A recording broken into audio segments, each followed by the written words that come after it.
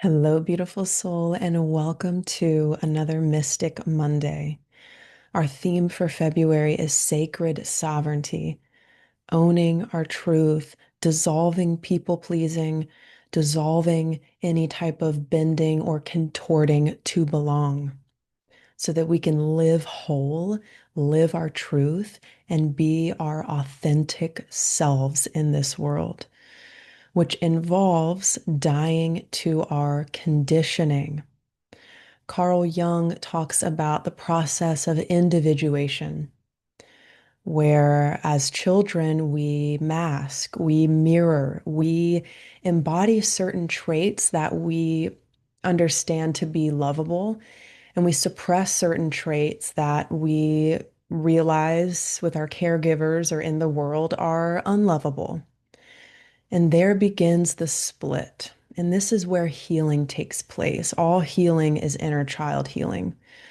And the process of individuation involves dying to the masks that we were taught to wear, dying to the false self, rebirthing into who we really are, and going on that epic quest of rediscovering who we are and who we want to be. My shamanic teacher, Alberto Violdo, shares about how we come to Earth with two books.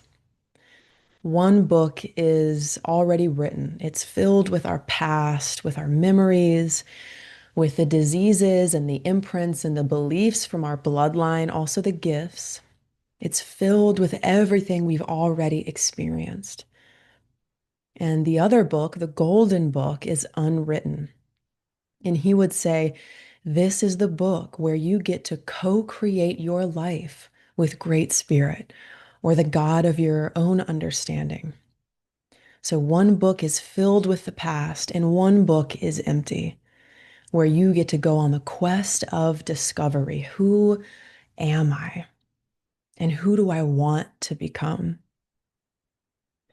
And this is our greatest opportunity in this life because everything that you manifest, that you call to you, that you create, has to be coherent with your identity, who you believe yourself to be. We know now scientifically that our thoughts and our beliefs, a belief is a thought that you think over and over and over and over again, and it's become solid and it's become a belief. We know that we sift reality based on our beliefs. We will go out and prove to ourselves time and time again that our beliefs are right.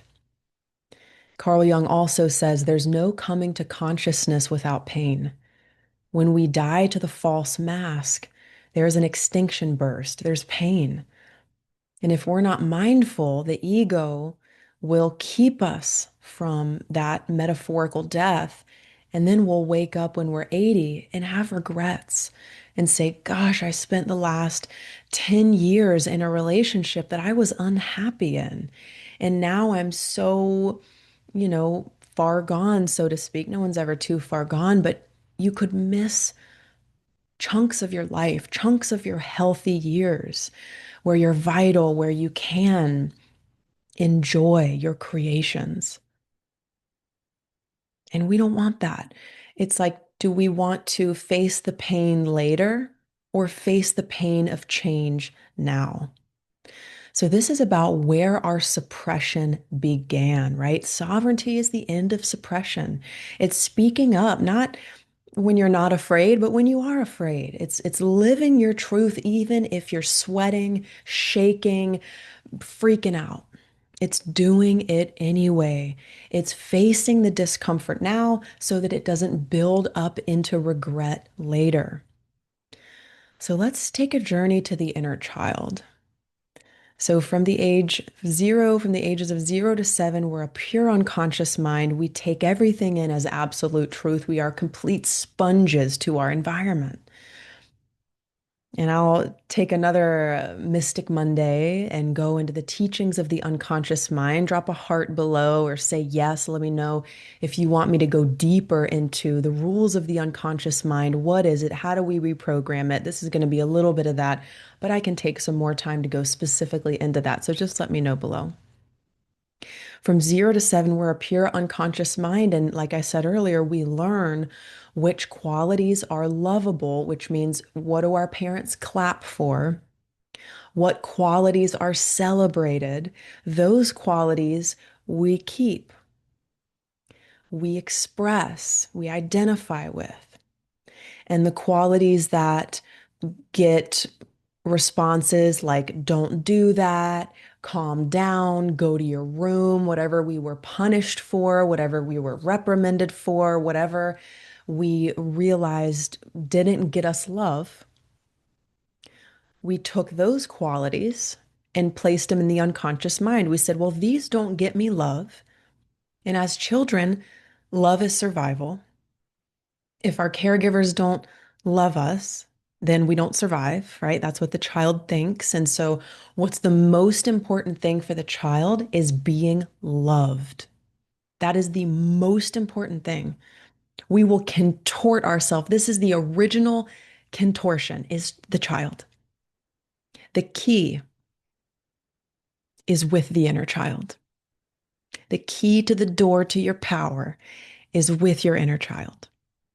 And we live in a quantum universe. So when you look into that, there's no past, there's no future. It's all colliding like a pretzel in the now moment. So when you alter something from your past, you will alter your future. This is why hypnotherapy works, right? Because you're going into that territory where there's no time, that realm. You're creating change at that level of the unconscious, which you'll learn how to do here. So stick around.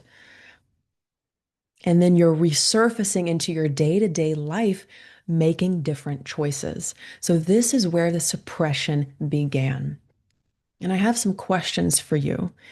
So number one, and I would love for you to journal on this, really, really powerful. The magic is in the doing of the practice. That's when this really gets solidified. So my first question is, what qualities in you were loved? This is from the inner child, not logic, not analyzing, but your heart, your emotions. What qualities were you clapped for, and what qualities were you maybe rejected for, right? So there's the attention that can happen when we do the qualities that we don't get love for, the attention, right? Of you like a talk or you're bad or whatever happens when the child does something that the parents don't approve of. Maybe that child gets attention when they do bad things. Or maybe there's neglect, right? Maybe it was go to your room. So we learn different things growing up, and the 0 to 7 brain isn't rational. It isn't based in logic. This is a different language. The language of the unconscious is emotion, symbolism, and archetypes. Like the Cinderella story, right? The archetype of the maiden in the tower waiting to be saved, the archetype of the martyr mother that never cares for herself and puts everybody first, right? The unconscious mind. That's why stories affect us and program us so deeply, is because our brain understands reality in terms of archetypes. So, what were you loved for and what were you not loved for? What did you learn to hide? What did you learn to hide? Because whatever is living in your unconscious, which just means that you've disowned it and rejected it because somebody else judged you for it, because you saw it was bad. Maybe it's anger. So a child gets mad, they get rejected, they get put away in their room, right? And they learn, okay, I don't get love when I'm angry. So this is a survival problem because my core need is to survive and love is survival. That's what the brain thinks as a child. And so they mirror their family, they become them. And that's the metaphorical death, right? Because we don't want to just repeat the past. We want to be a new human. We want to change our bloodline, right? That's us. So the child that gets rejected from anger gets judged for their natural emotion. Write this down if you can. All emotions are neutral. There is no bad emotion, no bad emotions. All emotions are neutral. And that child with anger If that goes into the shadow, which means it's disowned or repressed, then it's going to secretly run their life growing up. They're not going to have control over their anger. It's going to be they get triggered and they lash out because whatever is living in your shadow has power over you. The qualities that you reject and disown secretly run you until you make the unconscious conscious, which means, oh, I have so much anger because I was rejected for it growing up. That's the coming to consciousness. Coming to consciousness just means you're now aware of it. When something is unconscious or in the shadow, it means you're not aware of it. It's not like you have to work really hard and do all this stuff. Just wake up to what's in the unconscious. What qualities were you loved for? And what did you feel that you had to hide? For me, it was my sensitivity. That's probably the biggest piece. My emotions. So, okay, which emotion did you get rejected for? It was sadness, it was sorrow, it was depression. Because my parents would tell me, you have money, you have food on the table. Why are you depressed? Why? Why? I didn't know why at that young of an age, right? So I was rejected or neglected due to my big feelings. They moved away from me. So what I do today is I welcome my emotions. This is about taking ownership of what you were taught to hide and then reparenting yourself because every relationship mirrors your relationship to yourself. So you set the standard, you set the bar, you hand your partner the script. How you treat yourself, they're going to mirror that back. And so the conversation is how do you re-own and fall back in love with, not just in your mind, but actually emotionally welcome back the qualities that were rejected? What did you have? What did you learn that you had to hide? The secret to your power is in that question. The key to owning your truth is right there. And a lot of the qualities that we carry forward aren't even ours. What did you have to hide? And who did you have to become? What are you ready to metaphorically die to? Maybe it's not asking for help. Maybe it's numbing out. What's not yours to own and what is? And this is the individuation process where we take radical ownership of our light and our shadow. What splits our psyche into conscious and unconscious, shadow and light, is our level of acceptance. So, what we don't accept within us goes to the shadow. So, the medicine here, please hear this, the medicine is to welcome back into your heart the qualities that you had to hide, to survive. And then you can create a map for that. Okay, every day, I'm a yes to my sadness. I'm going to cry. When I had a relationship end a couple years ago, I said to myself, I'm going to grieve well, as if there's a wrong way to grieve. There's not. But I said, I'm going to grieve well. And what I meant was, I'm going to go through this entire grieving process because if I don't, it's going to stop me or make me slow down on bringing in something new, someone new. So every time I feel sad, I'm going to cry. And when you live that way, your emotions rise up, You go into them and they release.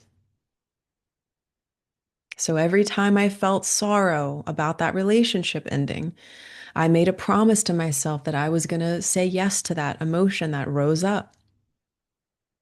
And I was able to move on. What we don't feel doesn't go away. So I will leave you with that today, my love. What qualities were you celebrated for? And what qualities did you learn you had to hide? And are you ready? Are you willing? Because ready or not, here we come. Are you willing today, to reintegrate those qualities, to welcome them into your heart? In shamanism, we call it the lost soul parts. A part of you fleed in trauma. It went away. It disconnected from your totality to self-preserve. This is a soul retrieval, shamanism says, where you retrieve those qualities that were buried because you were judged for them or you were neglected for them. So I invite you to just focus there, really dig into that. And if you want to share with us, I would love to hear it. You can private message me as well. I would love to hear what you come up with and what you realize. And remember, accept it. Accept it like you wished your caregivers did. Become the parent to your inner child. Your inner child holds the key to your creative genius, your abundance, your joy, how whole and alive you feel. All healing is inner child healing. So that is your Mystic Monday. Happy Monday. I hope you have a beautiful week. How about we share a breath in community? Just letting all of that land like a snow globe that got shooken up. Just let all those snowflakes land as you breathe into your body. Feel your base, your root. Let's do one more breath. Exhale down the spine. Just let it all land. And now it's time to go on that quest. I love you, and I'll see you next Monday.